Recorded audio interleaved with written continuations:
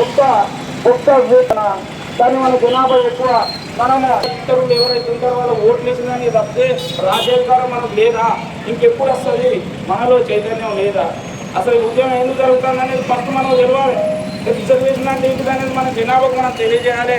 పట్టణంలో ఉన్నటువంటి పెద్ద మనుషులకు వారి యొక్క సలహా సూచనల మేరకు ప్రతి ప్రాంతంలో కూడా కింది స్థాయి నుంచి అసలు ముదిరాజులు ఏ స్థితిలో ఉన్నారనేది తెలిసే పరిస్థితి తీసుకురావాలి.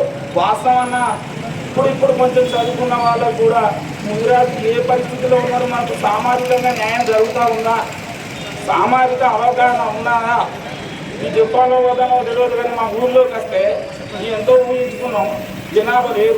ఏంటంటే మనం ఎవరు సంగీతం నిర్భరం కాలేదు.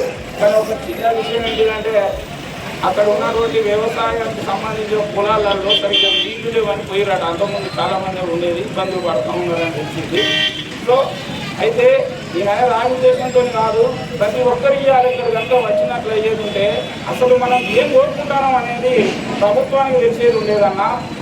ఈ మీడియా ద్వారా, సోషల్ మీడియా ద్వారా కావచ్చు, ప్రింట్ మీడియా ద్వారా కావచ్చు తెలిసేది ఉన్నదన్నా. వాస్తవానికి అన్నగారు చేపట్టినటువంటి ఈ ఉద్యమం ఏదైతే ఉన్నదో, ఈ పాదయాత్ర అయితే ఉన్నదో దిగ్విజయంగా కొనసాగాలని కోరుతూ, సో ఇంత చక్కని అవకాశం